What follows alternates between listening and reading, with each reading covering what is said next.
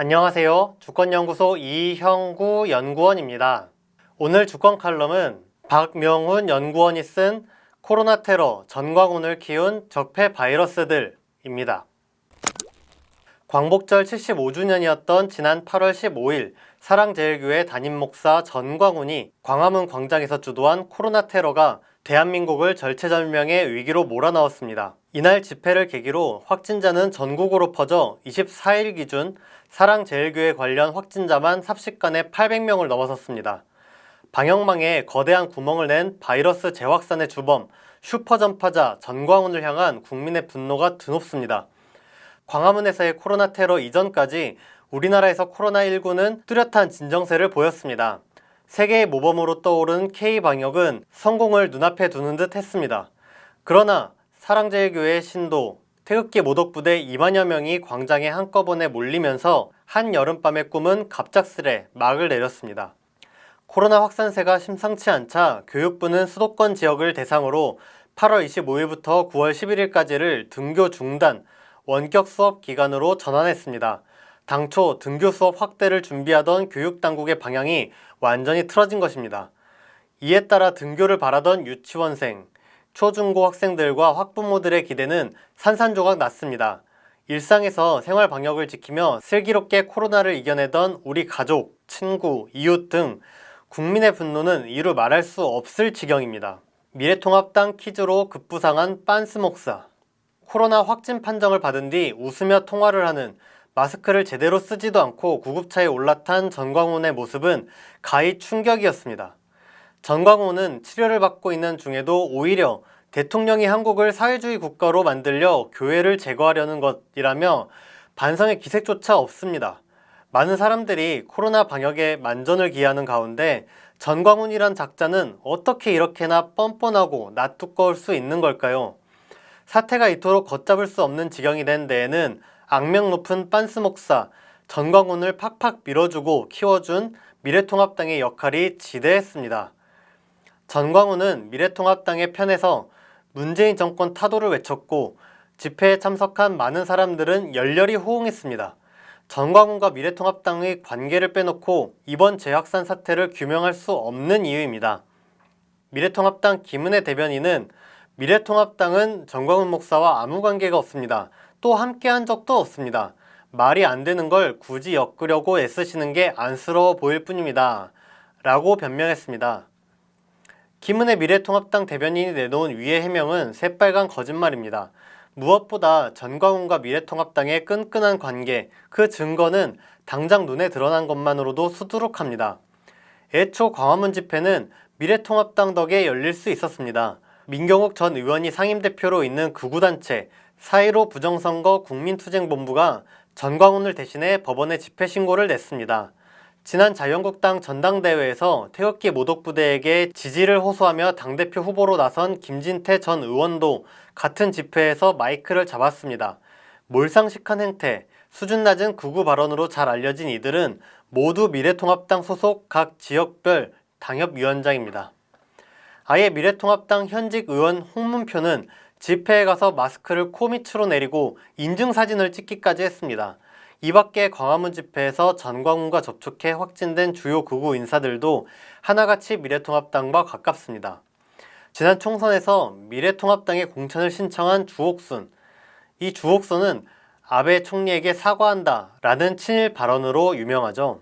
이 주옥순과 미래통합당 소속으로 부천 소사을 후보였던 세월호 모독 발언으로 유명한 차명진은 전광훈 곁에 있다가 확진 판정을 받았습니다.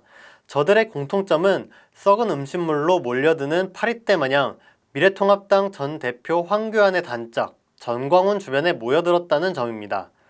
전광훈은 황교안과 함께하기 전까진 빤스 목사라는 악명 이외에는 이름이 잘 알려지지 않았습니다. 그러던 전광훈은 황교안과 함께하더니 지난 2019년 한기총 대표가 됐고 문재인 탄핵을 외치기 시작했습니다. 지난해 황교안 전 대표와 전 원내대표 나경원 등 미래통합당 지도부는 전광훈이 주도하는 집회를 10여 차례나 찾아서 지지 발언까지 했습니다. 지난 2월 총선을 앞두고도 전광훈은 집회에서 자유우파는 황교안 대표를 중심으로 뭉쳐야 한다 라며 스스로 미래통합당의 동지임을 과시했습니다. 이처럼 전광훈과 미래통합당은 한 몸통입니다. 따라서 정부가 방역 중칙을 허물어 놓고 통합당을 엮는 건 유치한 일이라는 김종은 비대위원장의 발뺌이야말로 유치하고 어처구니 없습니다. 미래통합당 키즈 전광훈과 미래통합당이 국민을 괴롭게 하는 환장의 단짝이라는 건 도저히 부정할 수 없는 진실입니다. 전광훈 지원 사격한 검찰, 사법부의 적폐들.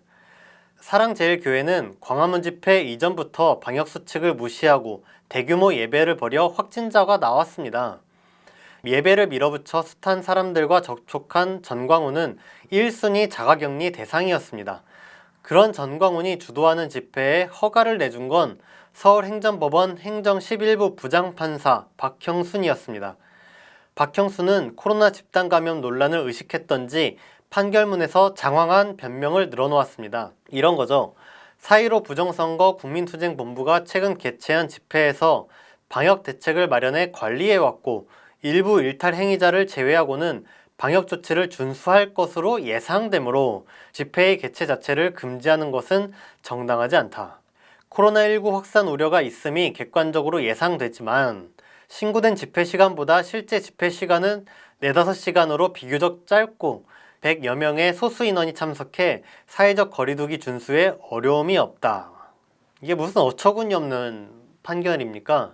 박영순 재판부가 내놓은 해괴한 집회 허가 설명서는 전광훈을 편들려 억지로 쥐어짠 논리일 뿐입니다.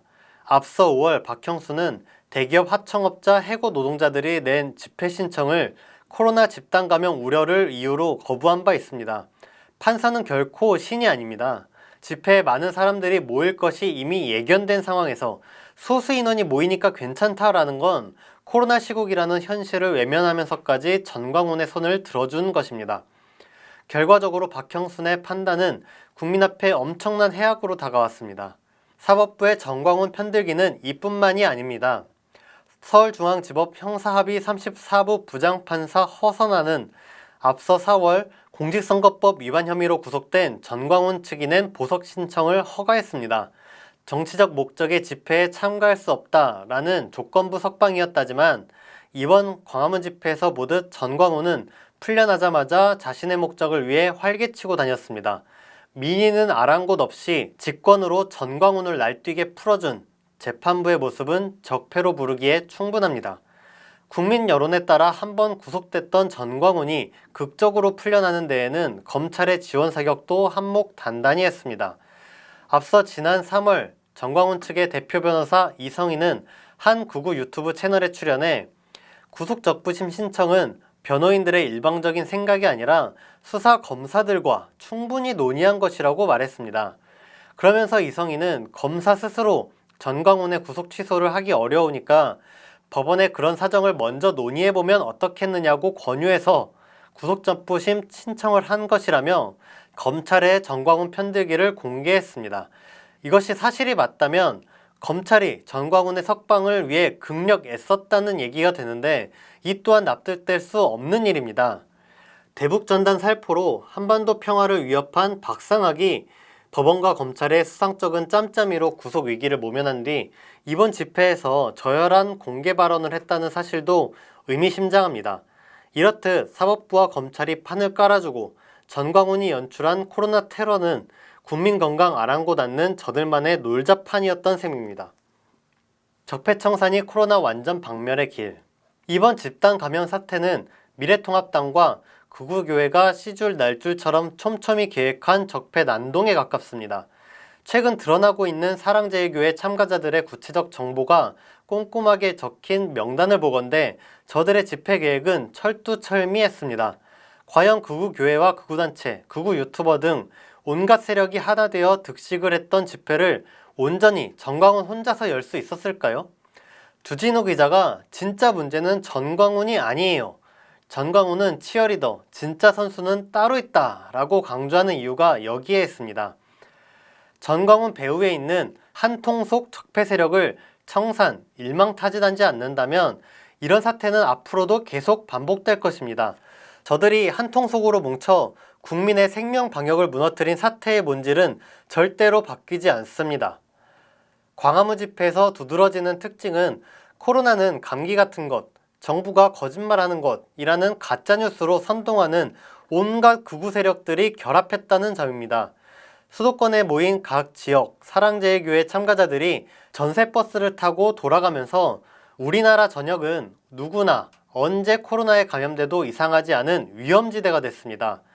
방역 당국이 우리나라가 자칫하면 확진자가 수십, 수백만 명에 이르는 미국, 유럽처럼 될 수 있다고 경고하는 이유입니다. 24일 정은경 중앙방역대책본부장은 코로나19 감염이 우리 목전까지 다가왔다라며 대유행으로 진행되는 것을 막으려면 사람 간 전파되는 연결고리를 끊어야 가능하다라고 사회적 거리두기 실천을 강조했습니다. 정은경 본부장의 말을 빗대자면 이제 전 국민이 철저한 적폐와의 거리두기 실천에 나설 때입니다. 돌아보면 지난 신천지 사태 당시 재확산이 전국으로 번져가는 결정적 국면 때에도 적폐 세력은 신천지를 비호하기 바빴습니다.